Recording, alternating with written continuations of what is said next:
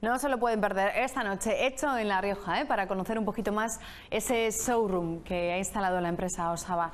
Y ahora más cosas con Bruno Calleja Escalona, que nos acompaña también cada martes. Creo que tenemos algún problema con el micrófono, si me confirman mis compañeros. A ver, Bruno, sí. Salúdanos. Buenas tardes.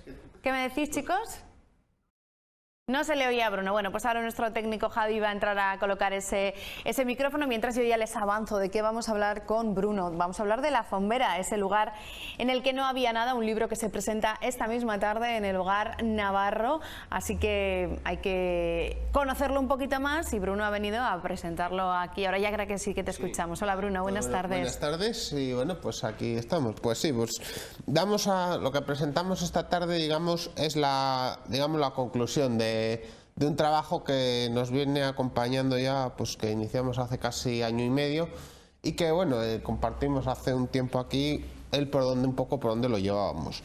El título del libro, como muy bien has dicho, bueno, La Fombera, aquel lugar del que no había nada, porque fue un poco, el título es un poco la premisa con la que partimos, porque bueno, yo hice un poco la investigación histórica, pero vamos, la colaboración de Enrique Cabezón, de Juan Mazaldívar, pues bueno, pues ha sido parte en este libro. Y bueno, lo que partimos es de un momento en que, pues allí donde preguntábamos, nadie tenía noticias. Hablábamos de sí, La Fombera era la huerta de recreo de Espartero, era el lugar donde estuvo, donde pasó, digamos, la parte más tranquila de su vida, pero pocos más datos había quitando eso. Entonces, pues bueno, nos lanzamos un poco a investigar un poco, pues, qué pozo había dejado todo esto. Y bueno, lo primero que nos encontramos es, como comentamos en el otro programa, que en esta finca, digamos, lo que era el centro neurálgico, era una casa de unas 3 alturas, más o menos, que era el lugar, o sea, una casa, según nos dicen las fuentes, austera, una casa que tenía un cuarto para Espartero, que tenía un salón y un par de dormitorios, pero que era el lugar, digamos, en torno al cual giraba la vida en esta finca. Una casa que, bueno, que desapareció de la noche a la mañana prácticamente en el año 86. ¿Y ahora qué hay ahí? Ahora mismo no hay nada. Ahora mismo tenemos La Fombera, están hechos lo que son las diferentes criaderos de árboles, diferentes especies, el vivero, pero la zona donde está la casa ahora mismo pues son las tierras de cultivo.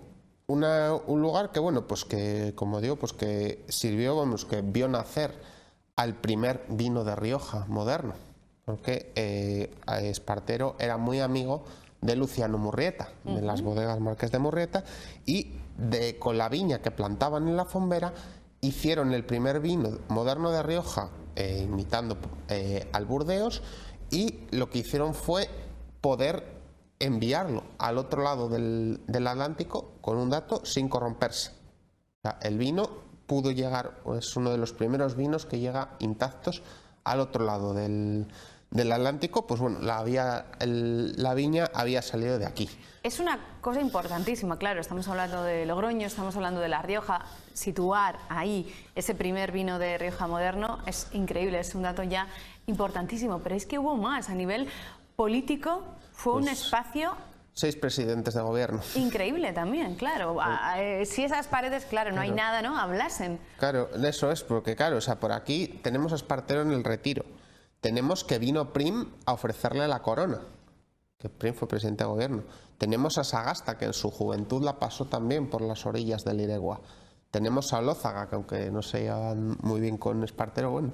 Y tenemos también a Dato, que vino a una reunión que, bueno, porque una vez que muere Espartero, lo que hace, bueno, queda en manos del que es el 6º presidente que estuvo aquí, que es José Gutiérrez de la Concha, marqués de La Habana, que fue el receptor precisamente de esos vinos, que estaba casado con la hermanastra de doña Jacinta. Y bueno, es esta gente, porque cuando Espartero muere empieza a haber diferentes problemas con la herencia. Y bueno, La Fombera al final, pues como digo, recae en la hermanastra de Jacinta, pero quien ejerce en realidad es José Gutiérrez de la Concha. ¿Que era su marido? Era su marido y era presidente del gobierno, entonces, el presidente del Consejo de Ministros. Entonces, bueno, digamos que bueno, pues tuvieron esta finca y lo que hicieron fue en un momento arrendarla al Estado para la creación en 1890 del vivero. Un vivero central que bueno, digamos fue posteriormente también se fue habilitando como lugar de esparcimiento de ese Logroño, digamos, entre los años 1910 hasta la Guerra Civil. Ajá. Quería preguntarte por ese lugar, hablábamos de la importancia que tuvo, de esas características, importancia política, también cultural, también sí. grandes personalidades culturales pasaron por allí. No, a ver, la Fombera en el momento que, cuando ya digamos, bueno, sufre una serie de transformaciones, una de ellas por ejemplo es la retirada de la puerta del acceso a la finca, de lo que es la senda Los Lirios, donde está ahí la gasolinera, se traslada a Avenida Zaragoza y se coloca el enrejado.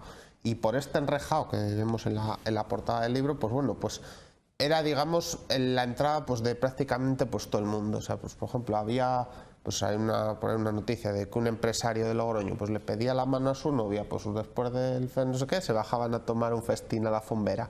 Venía una prueba ciclista en aquellos momentos, pues los premios los entregaban en la Fombera.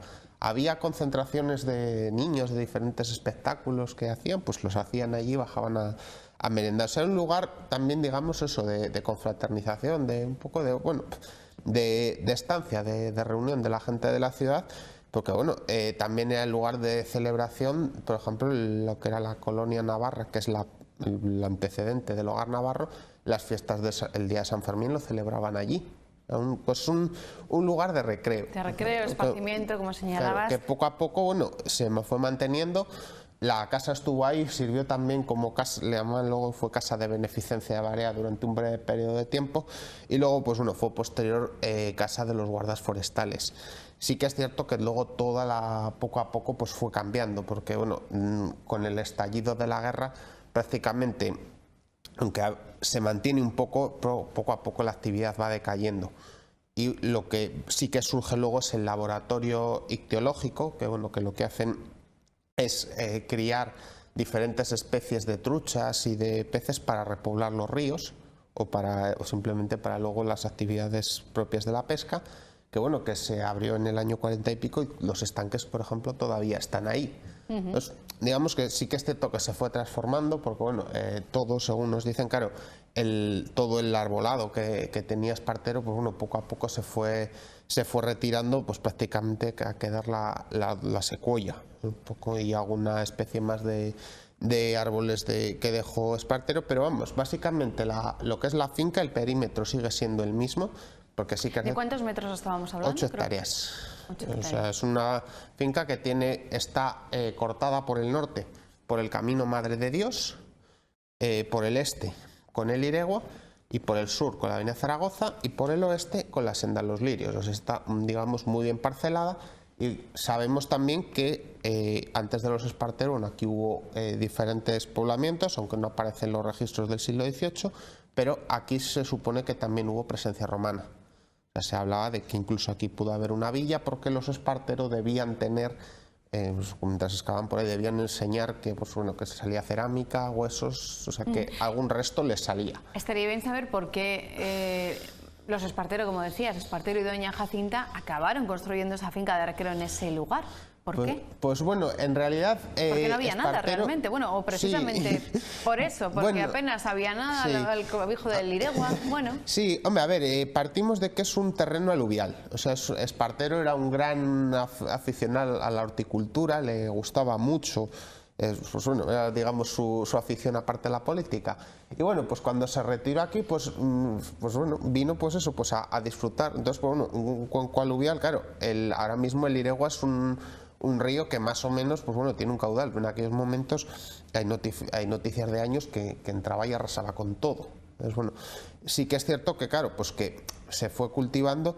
Esto antes de ser propiedad de doña Jacinta, porque claro, desde la Fombera la hemos asociado a Espartero, pero en realidad la propietaria era de ella, porque esto estaba dentro del mayorazgo de Pedro Eloy de la Porta, que era un antepasado de ella, que bueno, pues que la tenían aquí. Hemos de pensar que la casa y esto data de tiempos de de Pedro Eloy, pero claro, la casa no tenemos ni una sola imagen, o sea, prácticamente tenemos un pequeño rasguño que se ve en una foto ahí de paso, pero claro, no sabemos si la casa la construyó Espartero, aunque parece que no. Esto parece que venía ya de, pues eso, de una propiedad que estaba ahí, pues posiblemente caería en manos de la familia a mediados, finales del siglo XVIII, pero claro, los registros, si a veces es difícil tener registros de vecinos o de propietarios dentro de los propios muros de la ciudad, claro, imaginémonos aquí, que estamos prácticamente del Logroño actual, pues estamos, ahora no hay distancia, pero en aquellos momentos había distancia. Bueno, pues estamos hablando de esa finca de recreo, 8 hectáreas en La Fombera, que pertenecían a doña Jacinta, la mujer de Espartero, una finca de recreo donde por allí pasaron 6 presidentes del gobierno. Me encanta esa historia de que allí se le ofreció a Espartero ser el rey de España, casi nada. Eso es, sí, tal cual. O sea, vino una prim, no sé quién dice que vino prim en persona y quién dicen que mandó un emisario. La cosa es que cuando vienen aquí, lo primero que van a hacer es buscar a Espartero, obviamente, pues a tener la recepción oficial en el palacio. Pero claro, bueno, después de estar allá, pues uno le dice, mira, estoy aquí muy tranquilo, no me vengáis otra vez con líos. No me saquéis de La Fombera, no me saquéis de aquí. Estas 8 hectáreas, que estoy muy tranquilo y por encima, aquí. para que veáis cómo se vive aquí, vamos a pasar la tarde allí. O sea, una manera de decirles...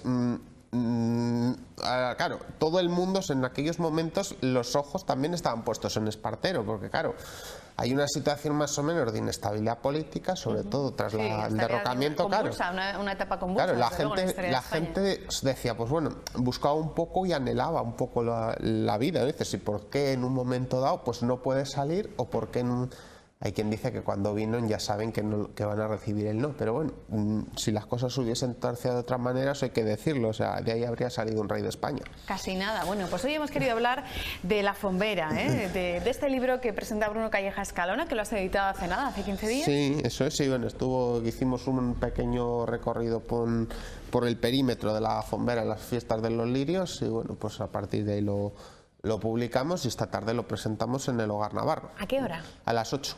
A las 8, presentación oficial de La Fombera, de este último libro de Bruno Calleja Escalona, de nuestro, bueno, historiador de cabecera de 7 Magazine, que hoy ha venido a presentar este libro y, como les decimos, recoge esa historia. Hoy nos ha contado, bueno, en pequeño formato, aunque las cosas más importantes, de lo que dio de sí esta finca de La Fombera y de lo que da de sí.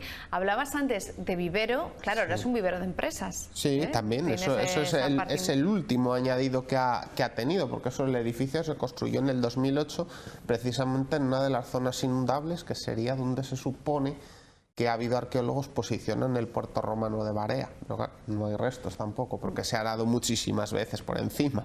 Casi nada. Entonces, bueno, tiene su historia. El lugar elegido, el Hogar Navarro, pues aparte de porque mi madre es socia y somos amigos, La Fombera tiene, como digo, también 2 toques navarros. Uno, que acogía las fiestas de San Fermín, y 2, que en el testamento de Espartero, una de las herederas es Vicenta Ladrón de Cegama Oyoki, que es heredera del título de señores de Cerréncano, que vivían en Lumbier, una parte navarra de la familia que estuvo, digamos, ahí presente en todos estos líos que tuvieron a la muerte de doña Jacinta. Y por último, el nombre, La Fombera, ¿de dónde? ¿Por qué? Font Vera, la fuente verdadera, la fuente de la verdad, porque es un lugar, tiene 2 o 3 fuentes también, o sea, es un topónimo, se escribiría obviamente Font, con una T que ha desaparecido, y con V.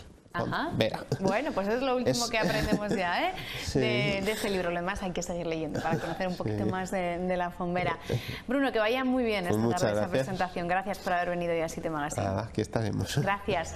Nos vemos el próximo martes. Lo que hacemos ahora es una pequeña pausa y estamos de vuelta enseguida aquí en 7 Magazine, en las 7 de La Rioja. Tenemos sorpresas. Vamos a dar entradas para ir a la pelota en San Bernabé. Que no se muevan de ahí, que regresamos ya enseguida a esta hora.